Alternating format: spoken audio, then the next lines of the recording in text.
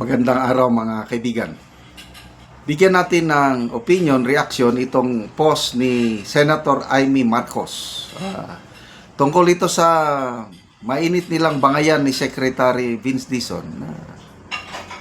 Sabi ni Senator Amy, iba-iba ang sinasabi nyo, papalit-palit. Sabi naman ni Dizon, hindi po ako nagpapalit-palit ng sinasabi. So dito, nilagay ni Senator Amy ang pahayag nilang tatlong senador, Senator Kiko Pangilinan and Senator Ligarda, na kung saan makikita mo dito na sa Senate hearing sa budget, pumayag si Secretary Dizon na ibaba o bawasan ang pondo, ang projects ng DPWH. Unahin natin si Senator Ligarda. Sabi nyo, let it be very clear, the senators did not invent the numbers. These are from the Department of Works and Highways, the previous administration, and the new incumbent administration. In fact, it was live streamed. You can go back in your records. Sabi niya kay Dizon. Secretary Vince Dizon said to the chair, ibaba nga nyo, tanggalin nyo mga proyektong ito. Recorded ito tanggalin nyo mga proyektong ito mula sa 800 plus na flood control naging 625. Pwede nyo pang ibaba. Sige, kasi hindi pa namin kayang masukat lahat dahil bago lang ako ilang buwan, so ibaba ninyo. Nilabas. Recorded ito sa Senate Hindi mo pwedeng lokohin ang mga senador. Nagsalita ang secretary na pwedeng bawasan ang mga projects ng DPWH. Ibig sabihin, mabawasan din ang pundo.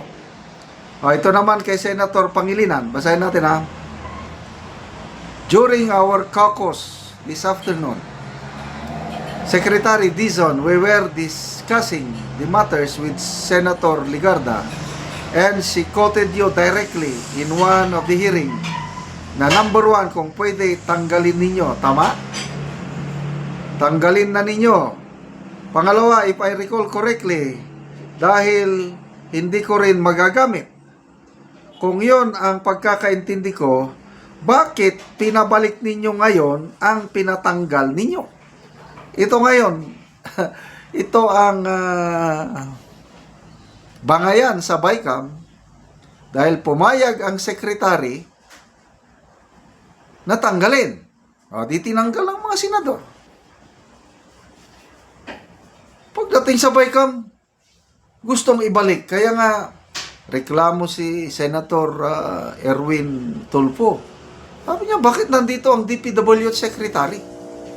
Di ba ang BICAM, between the two houses of Congress lang, mga senador at congressman, bakit nandyan? Ayun pala, parang nagbago ang script. Gusto ng mga ibang mambabatas, ito, opinion ko lang ito gusto ng mga kongresista na ibalik ang tinanggal. Kaya nandun si Secretary Dizon. Wala. Sayang lang yung paghanga ko dito kay Secretary Dizon nung una. Akala ko with balls. Kasi sabi pa niya, may statement siya na pag may makikialam sa aking trabaho, I will resign. Basa ko yan na post, statement niya at sabi ko, wow, yan ang magaling. May paninindigan, may balls. Pumayag siya na ibaba o tanggalin ang mga proyektong hindi karapat-dapat. Tapos bakit nagbago ang kanyang isip na gustong ipabalik? Di ba? Nasaan ngayon ang paninindigan ng ating masipag pa naman, in fairness. Masipag siya. May nakita kong na-post na video, nag-i-inspect na naman siya sa mga flood control project sa Bulacan. Masipag siya. Kaya lang, sana naman, manindigan siya kung ano ang nakikita niya. Tama, hindi yung kung ano na lang ang iutos, susundin. Ulitin ko, ang ganda yung sinabi niya noon na pag may makikialam sa trabaho ko, ang hirap-hirap ang trabahong ito, mag-resign na lang ako kaysa yung pakialaman niya ako. Dapat ganon. So, walang nagawa. Nanaig ang mga senador, kaya talagang natuloy ang pagbawas sa pondo ng DPWH. Ngayon, umiiyak si Secretary Dizon. Sabi niya, halos 40% ang nawala sa budget sa DPWH. Nako, maapektuhan ang ekonomiya ng dahil dito. Kasi nga, ang construction sector daw, ang isa sa nagpapalago sa ekonomiya, dahil nabawasan ng 40% ang budget ng DPWH, hihina daw ang ekonomiya. I totally disagree. Kasi last year, 2025 na budget, halos more than 1 trillion ang budget ng DPWH. Anong nangyari? Lumakas ba ang ating ekonomiya? Hindi. Baliktad nga. Humina ang ating ekonomiya. Kahit 1 trillion ang kanilang budget. Kaya hindi madadala yung budget sa DPWH ang ekonomiya. Ang paglakas ng ekonomiya, namamahala, nasa leadership yung team. Paano mag-work out? Paano tataas ang ating... Ako, gusto kong tataas ang ekonomiya. Bakit hindi? Kasi ang mag-benefit, mga tao sa laylayan. Paano tataas ang ekonomiya natin? Wala nang tiwala ang business community, both local and foreign, dahil sa nangyayari ngayon. So, good luck sa administrasyong ito. Anong gagawin nila? Sana mapalago ninyo ang ating ekonomiya, alang-alang sa mga tao sa laylayan.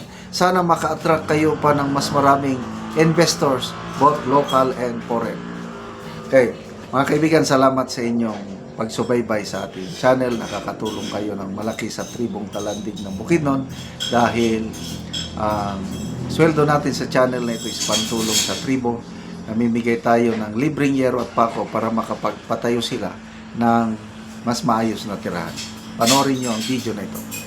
Kulang na tagaan og yero. Tagaan daw siya og ginabang. So gibutang lang niya ang yero, wala niya nasandig tungod kay ang iyang balay kuha naman gyud nagtakinding na. Akso na gyud siya og ka tumba. So muni ang ilang gipuy-an sa iyang mga anak. So pito sila ani nga nagluon. So mo na ni ang itsura sa ilang balay. Nga kawayan lang in taon ang atop. So mga lata na gid kaayo ang atop nila. Makita nato nga kuha na gid kaayo ang ilang gipuy-an nga payag. So mga sako lang ang dingding. Muna ni ang palibot sa ilang balay. Pakita gid nato ang balay nga luoy na gid kayo ang ilang pagpuyo. Muna ni ang pagpuyo ilang angkol. So ang sa buntong ilang mga atop dito sa buntong. mga gabok na gid kayo ang kawayan na ilang atop. So muna ni ang ilang pagpuyo. Mga kaldero nila, ilang dingding nga mga sako.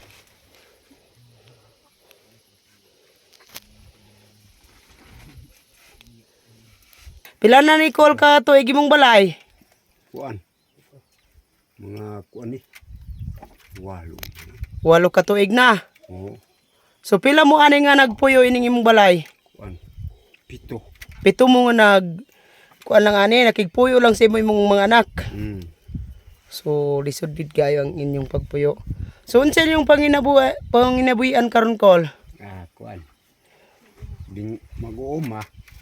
So Mga mais lang bingala inyong pagkaon. Mais bunggala. Kay naa naman mo diri nga lisod ng area ang inyong pagpuyo. Kay mga kawayan lang. Naka salamat sa Ginoo, naka hinabang kay Gido ko atop dayasin. Nagpasalamat si Uncle sa Ginoo sa nagatag daw sa hirong makatop na sila. Sige, Col, salamat.